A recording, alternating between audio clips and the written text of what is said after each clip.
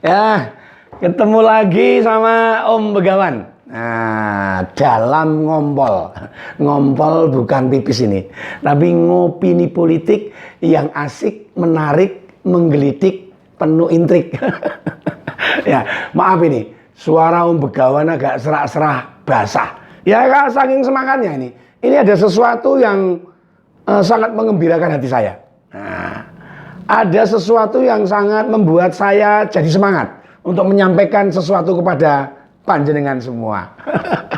Ya, akhirnya ini Ganjar Pranowo menyatakan siap jika ditugaskan. Wah, ini bagus ini, kabar gembira ini. Publik memaknai kata siap itu dengan makna Ganjar siap dijadikan calon presiden.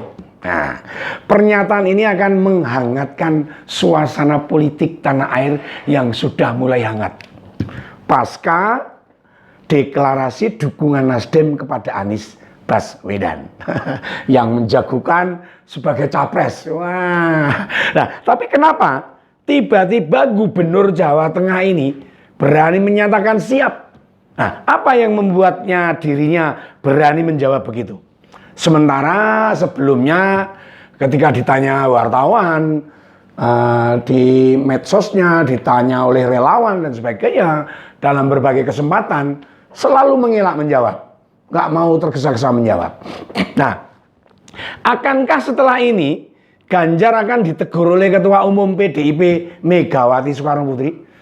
Akankah Bambang Pacul alias Bambang Wuryanto makin mencak-mencak marah-marah pada dirinya? Nah, bagaimana sikap Puan Maharani?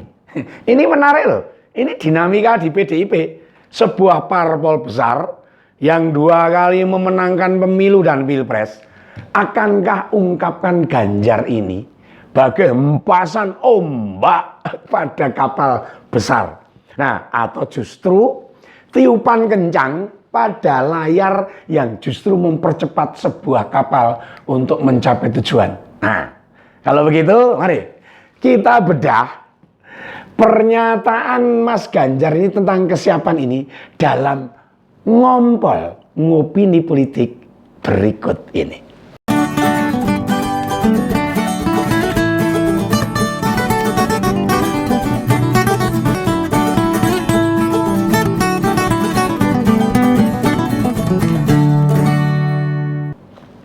Pernyataan kesiapan Ganjar sebenarnya sudah diprediksi. Sudah diprediksi banyak orang. Nah, itu akan terlontar, pasti itu. Ya, hanya saja yang bikin penasaran itu kapan dia mengungkapkan. Nah, sekarang ini. Nah, rupanya sewaktu diwawancari sebuah media, Ganjar mengatakan, nah, kata-katanya politis sekali itu. Ketika partai kemudian sudah membahas secara keseluruhan dan dia akan mencari anak-anak bangsa yang menurut mereka terbaik, menurut saya semua orang mesti siap akan hal itu. Itu kata Ganjar. Nah, kata-katanya politis banget, politik banget dan cerdas sekali. Sebenarnya konteks jawaban Pak Ganjar lebih kepada kesiapan diri, siap diri. Siapapun itu bila ditugaskan oleh bangsa dan negara, ya harus siap.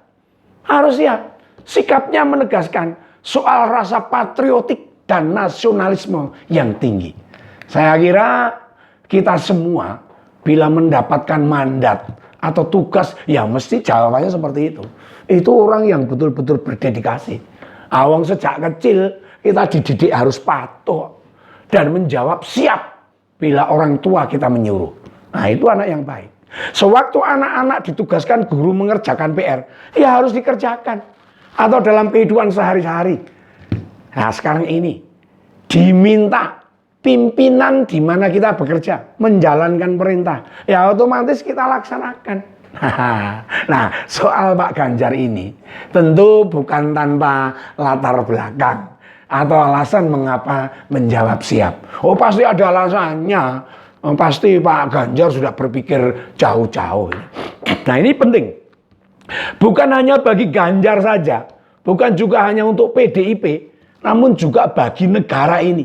Pertama, Kita tahu beliau itu unggul di berbagai survei. Oh, bayangkan, selalu tertinggi. Itu menandakan elektabilitasnya atau tingkat kecakapan seseorang untuk dipilih menduduki suatu jabatan di pemerintahan dinilai paling layak oleh publik, paling bagus. Nah, kalau kesiapan tidak segera dikatakan, maka publik alias responden otomatis menjadi pesimis. Jangan-jangan Ganjar tidak berani, jangan-jangan ragu-ragu. Padahal di berbagai survei elektabilitasnya kan sudah ada sejak tahun-tahun lalu. Berbagai macam lembaga survei secara periodik rutin terus diberikan kepada masyarakat.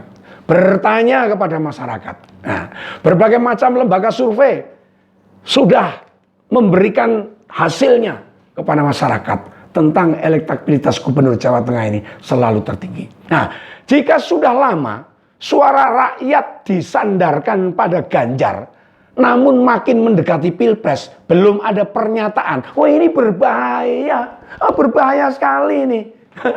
Bukan hanya bagi Ganjar yang sudah dinanti-nantikan oleh masyarakat banyak, dinanti-nantikan oleh banyak relawan, tetapi juga bagi PDIP.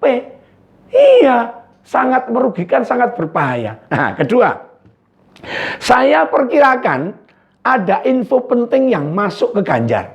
Wah, ini menurut saya loh, bahwa pertemuan batu tulis antara Ketua Umum Megawati dengan Presiden Joko Widodo itu mendiskusikan dirinya atau mendiskusikan Pak Ganjar.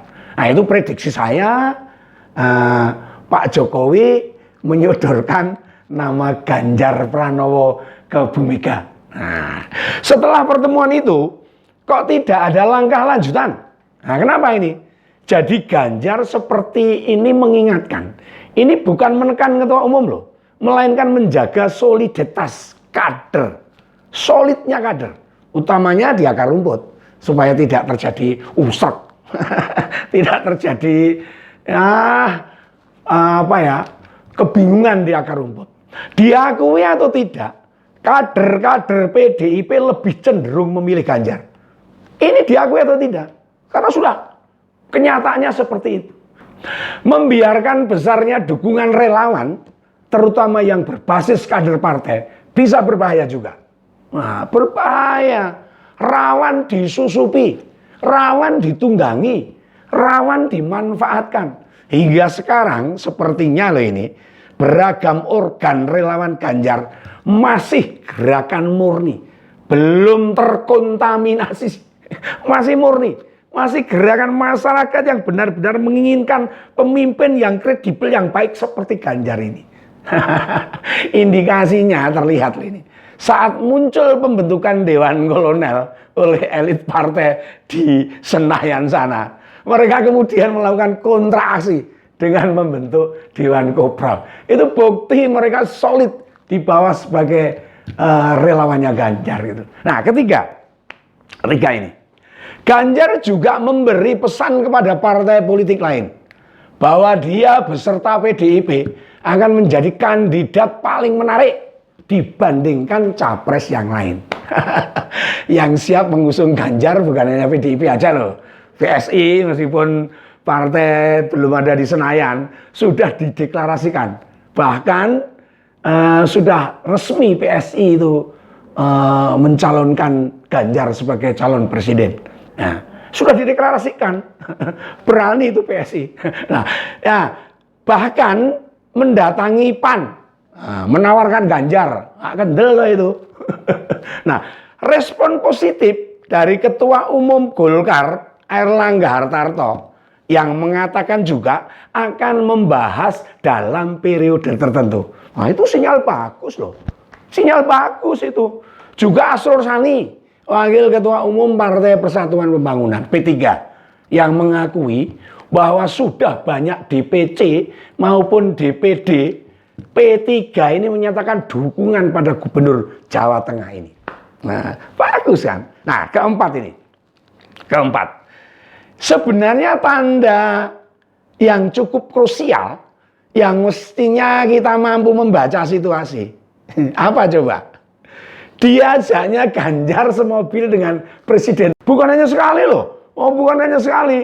Namun 3 kali. 3 kali. Gubernur Jawa Tengah itu diajak satu mobil dengan Presiden Jokowi.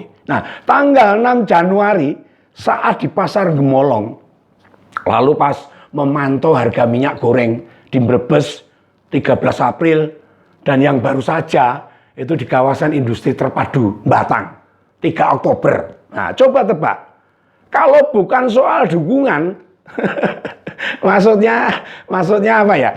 Memang secara lisan belum dinyatakan Pak Jokowi bahwa beliau mendukung Ganjar, belum. Itu sinyal lah, sinyal. Nah, yaitu tinggal soal waktu saja.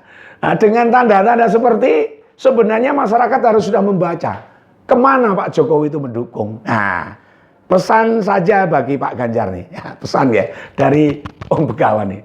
Mohon tetap fokus kerja sebagai gubernur ya Pak ya, sampai akhir jabatan. Jangan sampai terpleset lah. Kan masa jabatan jenengan masih setahun lagi. Nah, biarkan. Sementara relawan yang bergerak dulu di seluruh Indonesia. Kita percaya Pak Ganjar walaupun sudah menyatakan siap, tugas utamanya sebagai orang nomor 1 di Jawa Tengah tidak bakal ditinggalkan. Iya toh Pak Ganjar. Tidak ada potongan Pak Ganjar begitu loh. Awang sejak tahun lalu dalam berbagai survei berada di urutan teratas. Beliau tidak jumawa, tidak sombong. Relawan terbentuk dari Sabang sampai Merauke itu. Apa kemudian Pak Ganjar menemui mereka? Ya enggak. Belum saatnya. Itu murni dari kemauan masyarakat untuk membentuk relawan, untuk mendukung Pak Ganjar. Nah, itu sebelum seberapa itu? Belum seberapa. Bambang Pacul itu menuding dan merendahkan dalam berbagai kesempatan. Apa Ganjar emosi? Ya enggak juga. Lalu juga tidak diundang dalam acara konsolidasi partai di Jawa Tengah. Apa Pak Ganjar mengeluh? Bila disimpulkan Bambang Pacul tidak menyukai Ganjar, itu jelas. Kita tahu Bambang merupakan ketua DPD PDIP Jawa Tengah, serta merupakan ketua bidang pemenangan pemilu DPP PDIP. Nah, sementara Ganjar saat ini tidak punya jabatan struktural apapun karena mengemban amanat memimpin Jawa Tengah.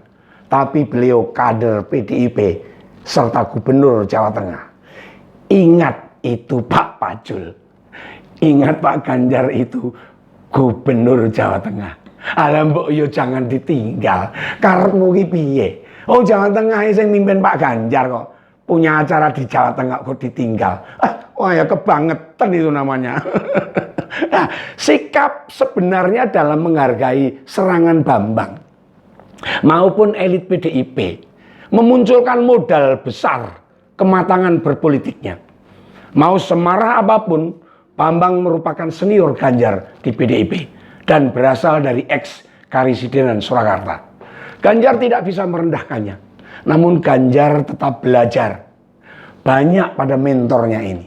Nah, pada Pak Jokowi untuk fokus pada tugas dan wewenangnya maupun tanggung jawabnya sebagai kepala daerah. Dia tahu bahwa Ketua Umum PDIP lebih menyukai kader-kader yang santun, sabar, serta bekerja keras layaknya Jokowi. Nah, bila dibandingkan kerja keras Jokowi dalam upaya memperoleh rekomendasi sebagai capres jauh lebih berat. Sebab Jokowi bukan berasal dari internal partai waktu itu. Bukan dari PDIP waktu itu. Tahun 2000 ya mulai wali kota waktu itu. Ketika berniat menjadi calon wali kota Solo tahun 2005 lalu. Sedangkan Ganjar benar-benar sejak lulus kuliah sudah bergabung di PDIP. Nah, itu bedanya itu. Jadi Pak Jokowi itu dulu lebih berat. Mulai dari bukan siapa-siapa sehingga sekarang ini bahasa kerennya from hero to zero. Ujian Ganjar belum seberapa. Masih berat Pak Jokowi, Pak Ganjar. Nah, bagaimana perkembangan selanjutnya atas pernyataan Ganjar? Nah, kalau gitu mari kita saksikan ngompol politik yang menarik, menggelitik, penuh intrik berikutnya. Sampai jumpa dengan Om Begawan. Salam Pak Ganjar.